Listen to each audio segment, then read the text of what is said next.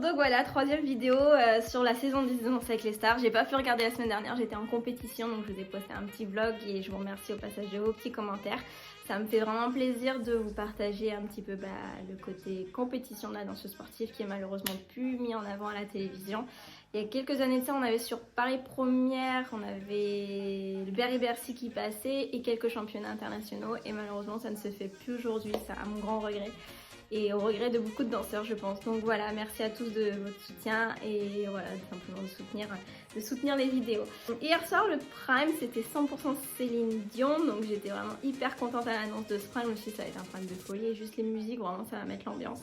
Donc j'avais mis un peu la barre haute dans ma tête, donc je vais vous donner un petit peu mes opinions personnelles sur ce Prime. Suite à ça, je vais commenter en fait vos réactions sur ce Prime et surtout sur les notes qui, je trouve, ont changé un petit peu cette semaine par rapport aux 2 premières semaines que j'ai pu regarder. Et voilà, les juges se sont plus ou moins réveillés. Enfin, voilà, ça a évolué, on va en parler ensemble. Et suite à ça, je vous ai préparé un petit tableau en fait pour vous expliquer comment fonctionne le système de sélection pour les couples qui vont au face-à-face. J'ai reçu énormément de messages en disant mais c'est quoi ces couples qui vont face à face, c'est pas ceux qui méritent, nanana, tout ça. Alors c'est quelque chose que j'ai vécu moi l'année dernière avec Jean-Phi. Avec Jean-Phi on était quasiment toutes les semaines dans le bas du tableau malheureusement malgré tout le travail, mais bon c'est comme ça. Et en fait on a accédé donc de Prime en Prime chaque semaine sans passer par le face à face, hormis la semaine où on est parti, c'est-à-dire semaine 6. Au Prime 6 avec Jean-Phi, on a fait notre premier face-à-face, c'est la semaine de notre élimination. Donc je vous ai préparé un petit tableau en fait pour vous expliquer comment fonctionne cette sélection. Et en fait, je pense que c'est simplement quelque chose qui n'est pas déjà expliqué à la télé, donc forcément les gens ne savent pas. Donc voilà, on est parti, on commence ça tout de suite. Le Prime a commencé comme toutes les semaines par le petit magnéto d'ouverture, que voilà, c'était bonne humeur, tout ça. Franchement, je pense que les couples étaient tous super contents de danser sur Céline Dion. Effectivement, et je comprends tout à fait, c'est un Prime que moi personnellement j'aurais adoré faire. Si j'avais pu choisir ma musique, je pense que j'aurais dansé sur J'irai où tu iras, parce que déjà c'est une chanson qui passe en compétition, en plus c'est un jive. Ensuite on a eu la danse d'ouverture, c'était donc un medley sur plusieurs chansons de Céline, donc certaines que je ne connaissais pas. Et voilà, très bien, mieux que la semaine 2 que j'avais trouvé, le Prime de l'amour que j'avais trouvé moins bien. Donc je n'ai pas vu celle de la semaine dernière, je tiens à préciser, je n'ai absolument pas regardé le Prime 3. Un petit peu mon avis sur la danse d'ouverture que j'ai trouvé très positive, dynamique, ça dansait en couple, ça dansait avec les stars, j'ai trouvé ça bien, j'ai trouvé ça vraiment intéressant. Quelque chose que je me suis posé la question mais j'ai compris plus tard et ça aurait bien de l'expliquer plus tôt, c'est pourquoi Dorothée était là. J'ai vu Dorothée, j'ai fait... une copine de Céline Dion, j'ai pas compris. C'est qu'en regardant le magnéto de Elsa et Anthony que j'ai compris ce qu'elle faisait là, entre parenthèses. Et pourtant ils en ont parlé tout le Prime en fait. La caméra était assez souvent braquée sur elle, tout ça. Donc j'ai pas tout compris, mais bon, on a compris plus tard, c'est le principal. Ça a commencé par Clara, donc comme quasiment toutes les semaines. Alors c'était le contempo, je l'ai trouvé, ouais. Je l'ai pas trouvé spécialement réussi, c'est pas une danse que j'ai trouvé réussie. De toute façon on l'a vu direct à la tête de Clara à la fin, elle a l'habitude des prestats qui sont parfaites, en tout cas de ce que j'ai pu voir jusque là. Et ouais, donc on a bien vu à la fin de la danse qu'elle n'était pas spécialement satisfaite, il y a eu des erreurs de synchronisation. C'est bien ça. Donc oui, Clara qui a l'habitude de faire un sans faute au niveau de ses chorés, là il y a eu des erreurs. Pour moi je pense que c'est la moins bonne presta depuis le début. J'ai vu passer quelques extraits de la samba qu'elle a fait la semaine dernière et j'avais trouvé ça pas trop mal. Pour moi ouais, le contempo ouais, j'ai pas été embarquée et puis je pense du stress, je sais pas, choré compliqué. En tout cas, ouais, pas sa meilleure prestation, d'où le 9 de Patrick que je n'ai absolument pas compris. Franchement, je comprends pas. Pourtant c'est une danse que lui maîtrise et c'est qu'ils mettent encore des 9 sur des danses comme un foxtrot ou une samba qui ne sont pas ses danses à lui, c'est-à-dire des danses typiquement de la danse de salon, parce que justement il n'a pas cette connaissance technique que nous on recherche. Et je comprends à peu près. Je me dis bon c'est qu'il est vraiment focus sur l'artistique, qu'il a un avis vraiment général d'un point de vue extérieur, ok. Mais là, la danse contemporaine, c'est son truc, la danse solo, entre parenthèses, c'est son truc, donc qu'ils mettent un œuf alors qu'il y a eu des erreurs, je suis pas forcément... En fait, j'ai eu du mal à comprendre en fait ce qui se passe dans sa tête, je sais pas. En tout cas, je souhaite à Clara voilà, de se reposer ce dimanche et puis de bien travailler la semaine prochaine et qu'elle fasse une super presta parce que moi personnellement c'est un de mes coups de cœur de la saison. Ensuite, on a eu Christophe et Linda, mais c'est vrai que le roulement du prime est souvent le même. Alors déjà, juste félicitations pour le look de Christophe et de Linda, je les ai trouvés juste trop beaux. Linda, la coiffure lui allait trop bien.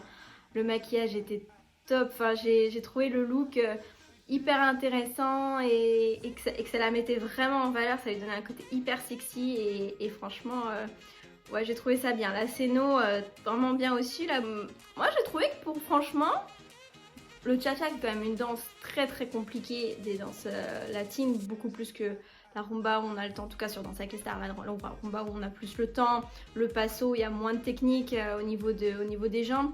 Moi j'ai trouvé qu'elle s'est vraiment bien débrouillée, donc là j'étais un peu déçue au niveau des notes justement qu'elle a eues, j'aurais été un peu plus indulgente. J'ai trouvé que la choré était super bien exécutée. Elle avait une mécanique au niveau des jambes et des articulations, chevilles, genoux, voilà, c'était bien déroulé. Les New York, donc c'est une figure typique du cha-cha qu'on met quasiment dans toutes les chorégraphies, était super bien exécutée. L'interprétation était bonne, j'ai trouvé plus dedans que la salsa qu'elle avait fait à 15 jours. Et franchement, moi j'étais agréablement surprise, donc j'ai pas trop compris les notes. Chris a parlé de la pose de pied qui était pas forcément correcte. Alors moi je dois dire que sur mon petit iPad je l'ai pas vu. Peut-être qu'en live c'était flagrant, mais en tout cas de l'écran je l'ai pas vu. Donc c'est pour ça que j'étais un petit peu surprise aussi. Donc voilà, contente qu'il reste cette semaine et je trouve qu'elle progresse vraiment bien. Donc c'est intéressant. Ensuite on a eu Samy et Fauve. Alors j'ai pas été hyper emballée par Samy et Fauve, première semaine où je suis pas dedans. J'ai trouvé que déjà en fait l'espace, la scéno, c'est-à-dire avec les meubles un peu partout là sur la scène, ça aidait pas. Faut savoir qu'en danse de salon, on a des danses, donc latines standard vous savez, mais dans les danses latines il y a des danses plus fixes et il y a des danses qu'on tourne autour de la piste. Alors, on fait notre chorégraphie en fonction de cette ligne de danse imaginaire pour la samba et pour le paso doble. Alors que pour la rumba, le cha-cha et le jive, on a un périmètre beaucoup plus restreint, c'est axé plus ou moins sur un seul public entre parenthèses. Et donc là, le paso, c'est une danse qui demande beaucoup d'espace, qui demande à suivre cette fameuse ligne de danse.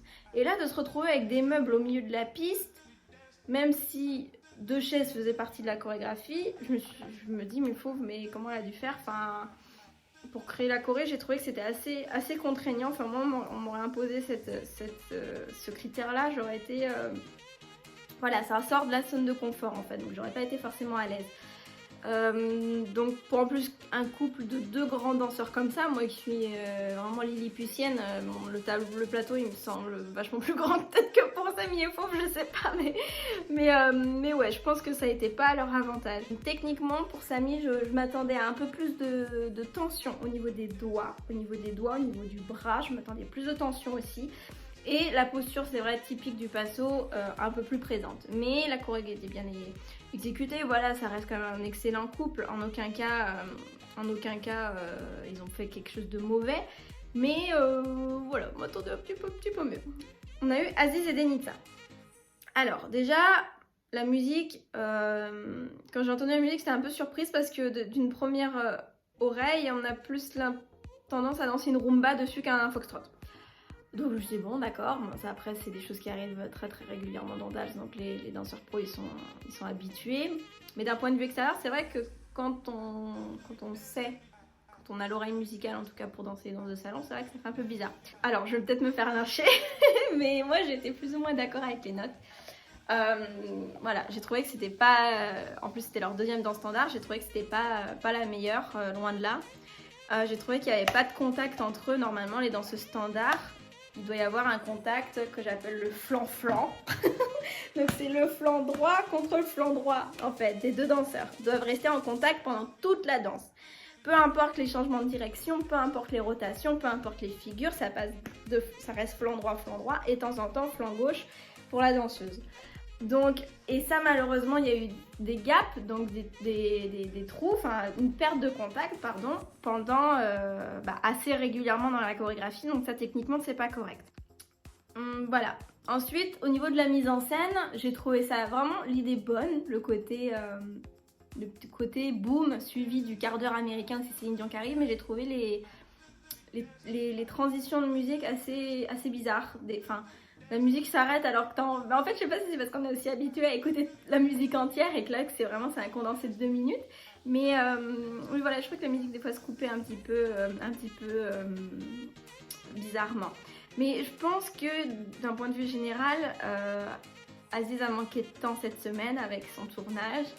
Et pareil, je sais ce que c'est d'être avec un candidat qui fait pas que Danse avec les stars. C'était le cas avec Artus, avec Jean-Phi. Lenny avec un peu plus de temps, même s'il avait d'autres projets à côté, mais il était plus focus sur l'émission.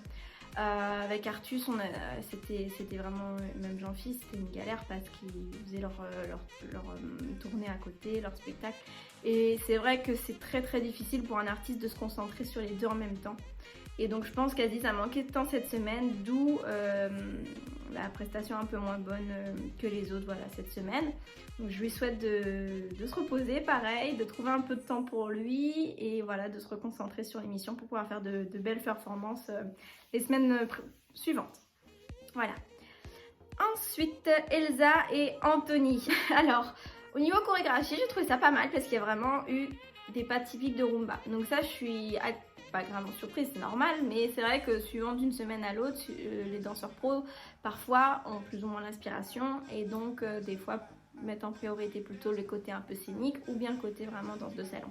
Et là j'ai trouvé la choré très bien. Le début de la choré était très gracieux, j'ai trouvé le choix des figures vraiment hyper adapté pour la musique, donc bravo à Anto pour ça. Mais j'ai trouvé la qualité de la performance décroissante au fur et à mesure de la danse qui passait. Donc voilà, un petit peu à ce niveau-là, travailler sur la régularité et travailler les rotations. Ces tours étaient pas très propres malheureusement, donc je pense que techniquement c'est un point faible. C'est important pour une danseuse de savoir faire des jolis tours, les pieds bien serrés, le bras bien devant et voilà, c'est des petites choses malheureusement qui sont longues à travailler, beaucoup plus que de la mise en scène, beaucoup plus que des portées. Mais si tu le mets dans ta choré, tu le fais bien en fait. Des fois, vaut mieux... c'est difficile à expliquer. C'est soit tu le fais pour bien faire ou alors tu remplaces par quelque chose d'un peu plus facile. En tout cas, moi, d'un point de vue de chorégraphe, c'est comme ça que je ferais. Je me tenterais pas à vouloir faire des choses trop compliquées à ma célébrité si je sens que le jour du prime, ça passera pas. Après, il y a toujours le cas de figure où ça passe à l'entraînement et le jour du prime avec le stress, ça ne passe pas. Tout à fait. Mais là, bon, j'ai vu que c'était quelque chose qu'elle ne maîtrisait pas encore, mais voilà, dans les semaines suivantes, on espère. Et voilà, très bon choix là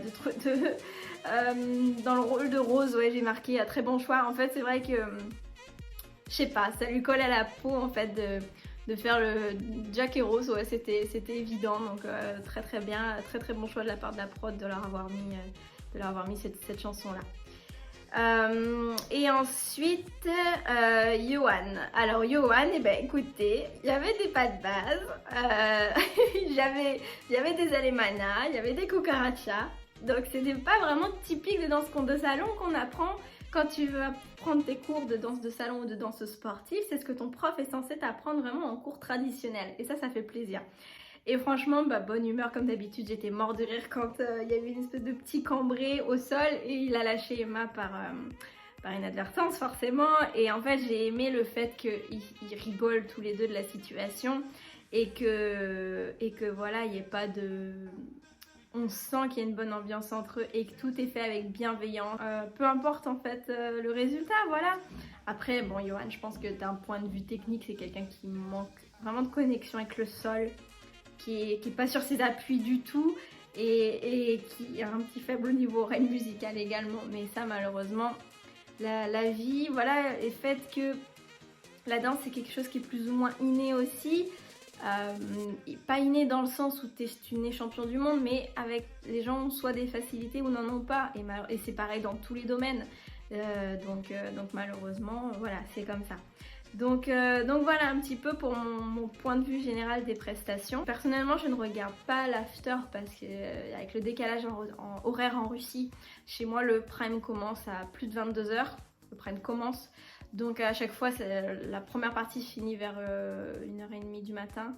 Donc voilà, j'ai pas regardé l'after parce que ça me coucher à 3h30, c'est pas possible. Donc voilà, un petit peu pour mon avis personnel sur les prestations. On passe maintenant à vos commentaires.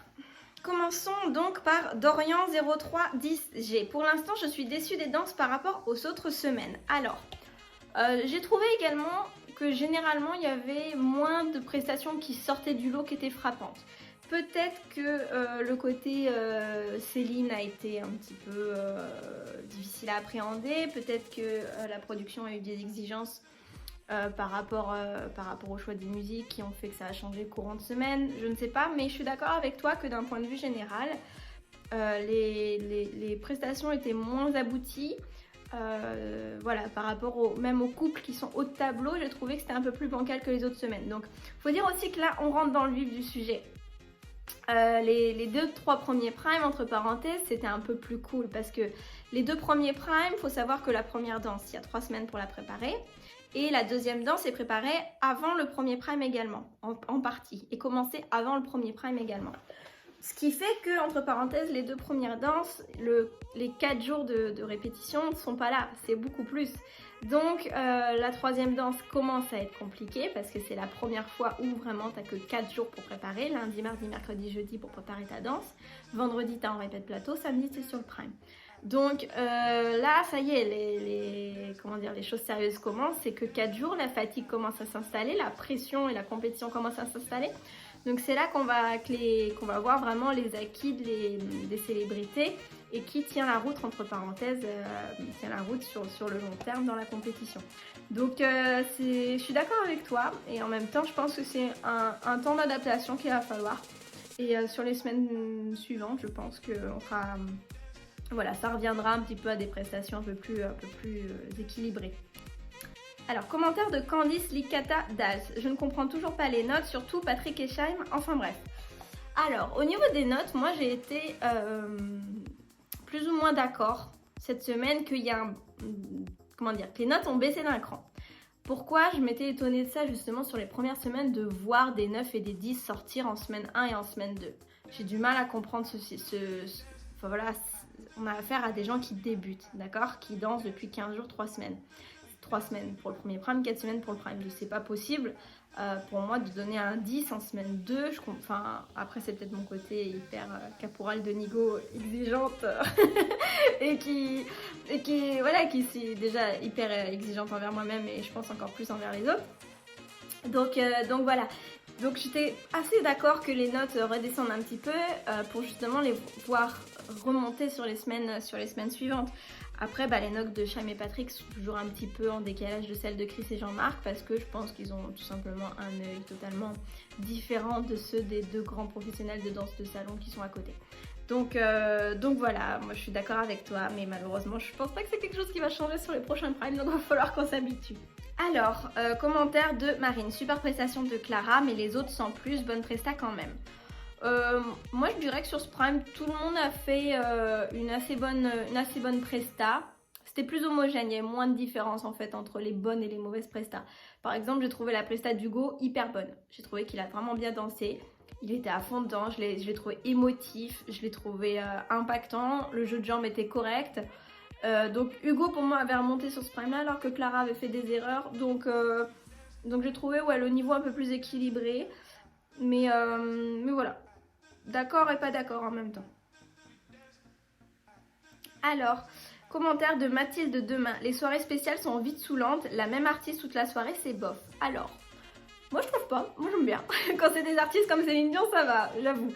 Après, si on mettait un autre artiste que j'affectionne pas particulièrement, je serais tout à fait d'accord avec toi. Voilà, donc c'est vrai que en plus c'est la première fois que je vis une soirée spéciale artiste de l'autre côté de l'écran, donc c'est difficile pour moi de juger également. Mais en tout cas pour ma part, j'ai pas été j'ai pas été dérangée par ce côté Céline toute la soirée. En plus, ils n'ont pas mis que des chansons hyper connues de Céline. Il y en avait certaines que je ne connaissais pas. Il y avait même une reprise de Queen, voilà. Donc moi, j'étais assez satisfaite par le choix musical. Et j'ai apprécié que ce soit Céline toute la soirée. Donc voilà, pour ce coup-là, pas d'accord. Alors, Joséphine Gosselen. Je trouve que même si Hugo s'était détendu au niveau émotionnel, ça n'a fait qu'atténuer sa technique. Moi, j'ai trouvé que pour le jive, il était techniquement correct. Le buste était bien en avant, le kick était bien dirigé vers le sol et pas trop parallèle, parce que des fois quand c'est parallèle au sol ça fait des choses affreuses. Il faut vraiment que le kick soit dirigé vers le sol.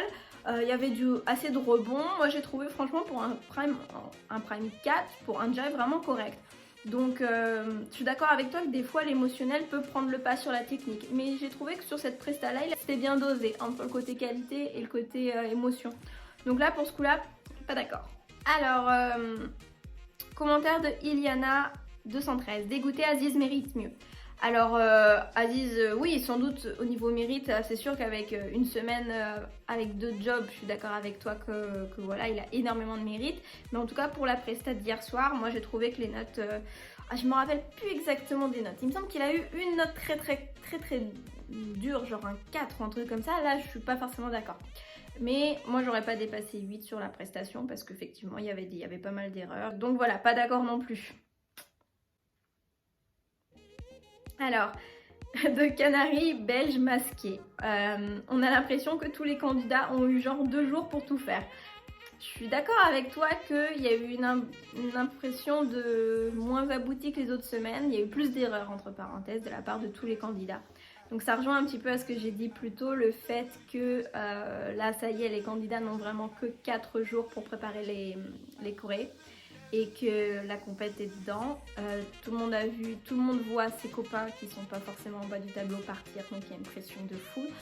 Personne ne se dit ma place est acquise, tout le monde est en danger, donc ça met vraiment une pression supplémentaire qui peut parfois être difficile à gérer. Au fur et à mesure, au fil des semaines, je pense que ça va se faire, mais là c'est vrai que tout le monde est un petit peu comme ça, je pense qu'il y a un petit peu de stress là-haut. Et donc je pense que c'est ça qui nous fait ressentir un petit peu cette sensation de moins abouti que les autres semaines. Alors, Lou, Lem, Hate, ras les pubs. Alors je suis d'accord avec vous, c'est bizarre. Mais en fait, j'avais jamais vécu ça d'avoir autant de pubs. Parce que nous, quand on est sur le plateau, en fait, bah, les pubs, on les voit pas passer. Ça passe, on n'est pas à attendre là devant l'écran à attendre. Quand c'est la pub, on a plein de choses à faire, on va boire un coup, on a le raccord make-up, ou des fois même des changements de costume, ou alors faut qu'on aille se placer sur le plateau.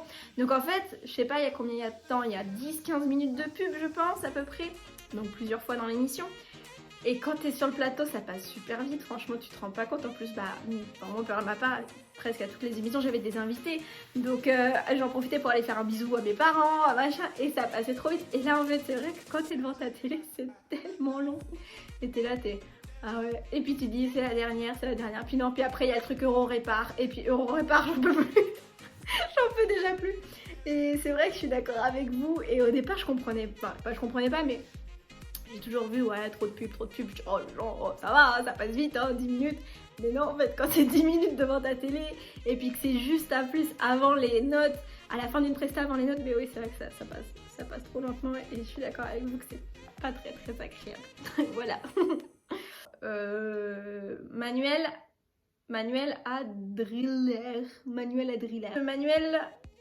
Adriller. Dorothée est partie en 5 minutes. Oui. Oui. Et en tout cas, pour le coup, moi j'avais pas compris pourquoi elle était là. Jusqu'au magnéto d'Anthony et Elsa. Donc au début, je croyais que c'était une amie de Céline Dion qui était là. Enfin, j'avais pas compris. Jusqu'au magnéto. Donc je pense que ça aurait mérité une petite explication. Parce que pendant tout le programme, je me dis, qu'est-ce qu'elle fait là? En plus, bah moi c'est pas trop moi j'ai pas connu Dorothée, donc qu'il y en a plein qui sont en mode waouh trop bien, je peux comprendre, mais moi ça me faisait un peu ni chaud ni froid. Donc c'est vrai que j'aurais bien aimé une petite explication au début de Prime. Tout simplement de la remercier pour sa présence et d'expliquer en fait les circonstances de pourquoi elle est là, tout simplement. Alors, Mylène SR, un face-à-face incompréhensible. Pas Yohan Ryu dedans et la G n'a rien à faire là-dedans, il est incroyable. Alors, comme tous les ans, j'ai envie de dire, comme tous les ans. Donc là, on va pouvoir attaquer la troisième partie en fait, où je vais vous expliquer comment fonctionne en fait la sélection des couples qui vont au face-à-face. Donc voilà, donc je vais vous mettre le tableau quelque part par là. Maintenant, on va passer à ça, ce petit tableau. En fait, ce tableau va vous expliquer, oh là, ça tourne, le pourquoi du comment. C'est les couples, entre parenthèses, au milieu de tableau, qui sont toujours au face-à-face. C'est un peu un mécanisme à comprendre, mais voilà, vous allez comprendre. Donc, sur ce tableau-là, j'ai classé, j'ai 8 couples. J'ai pris 8 couples, comme ça. Je sais pas pourquoi, j'ai pris 8 couples. À ces couples, j'ai donné une note fictive, allant de 34 à 21 sur 40. Donc voilà, donc le premier couple 34, le dernier 21, et entre les deux 28, 25, voilà, comme on a sur un prime classique. Ce qui se passe en fait, c'est que donc là on a un classement, et on va établir par exemple que le premier couple a 10 points. Voilà, vu que c'est lui le haut du tableau, il a 10 points. Le deuxième couple a eu donc 33 points, donc il a 9 points. Et à continuer comme ça jusqu'au dernier couple, donc il n'y a que 3 points. Vous voyez sur le tableau quelque part. Les gens, ils votent en fait. Les gens votent pour le couple qui veut le sauver. Les prestats qu'ils ont les plus saignés. Donc ensuite, on a un classement des votes, un pourcentage. Le couple qui a le plus de votes obtient 10 points. Voilà, c'est sur 10 à chaque fois. Le couple qui aura le plus de votes a 10 points. Le couple qui aura le moins de votes aura également 3 points. Donc en fait, ça nous fait deux éléments de référence pour le classement. Le classement final de qui va au face-à-face. Les prestations donc de 10 à 3, là pour mon tableau, et les votes de 10 à 3 également. Sauf que ce qui se passe, qui fait souvent la surprise, c'est que les gens ne votent très peu pour les gens qui sont au milieu du tableau. Pourquoi? C'est des couples que les spectateurs ne sentent pas en danger. Parce que les prestations sont correctes, parce que les notes sont correctes, et c'est des couples que les gens ne voient pas partir. Les gens, ils votent pour les prestations super, les gens qui sont en haut du tableau, qui font des prestats de fou, voilà, ceux qui savent très bien danser, et donc les gens votent pour ce genre de candidat-là, ou votent peut-être parce que y a un petit peu de compassion, de tout ça, celui qui est à la fin, mais qu'ils aiment bien, ils veulent absolument le sauver, machin, donc ils votent beaucoup pour le haut du tableau et le bas du tableau. On trouve avec un classement, ce que j'ai appelé sur le tableau, je vous le remets là, le classement face à face, où en fait, si on additionne les points prestat et le classement des points vote, en fait, les couples qui sont en bas du tableau ont plus de points que les couples qui sont au milieu du tableau, parce que les couples qui sont au milieu du tableau ont une certaine note pour ce qui est de la presta, mais ont très peu de points vote en fait, sont très mal classés au niveau du rang des votes. Donc ils arrivent derrière ceux qui ont eu une moins bonne presta, mais énormément de votes. Moi, c'est ce qui s'est passé avec Jean-Phi l'année dernière. Avec Jean-Phi, on était quasiment tout le temps en bas du tableau, mais je sais qu'on était très bien placé au niveau des votes. On était tout le temps premier, deuxième, troisième au niveau des votes. Donc en fait, la moyenne se faisait qu'on arrivait en haut du tableau final en fait. C'est à vous, les gens, de voter entre parenthèses également pour les gens qui sont au milieu du tableau, et de ne pas, surtout que les gens le savent en fait, c'est pas la première année que c'est comme ça. Les gens le savent que c'est souvent les gens qui sont au milieu du tableau qui partent malheureusement. Donc à vous de voter pour sauver ceux vraiment que vous voulez sauver, tout simplement en fait. Donc voilà un petit peu pourquoi. J'espère que je me suis bien fait comprendre, que c'est à peu près lisible mon tableau, et que ça vous éclaire un petit peu et que ça vous permet de mieux comprendre. Et donc malheureusement, c'est souvent les deux au milieu du tableau qui se retrouvent au face-à-face parce que la presta n'était pas suffisamment forte pour avoir beaucoup de points en Corée, et les gens ne les pensant pas en danger ne votent pas spécialement pour eux, et donc n'ont pas suffisamment de points également dans le côté vote, donc ils se retrouvent en bas du classement final, vote plus correct. Et ça c'est très dommage, mais c'est comme ça que ça fonctionne, et c'est comme ça que l'émission est depuis quelques temps. Donc voilà un petit peu, j'espère que ça vous aura éclairé et que ça vous... Voilà, j'ai reçu des dizaines et des dizaines et des dizaines de messages à ce sujet-là.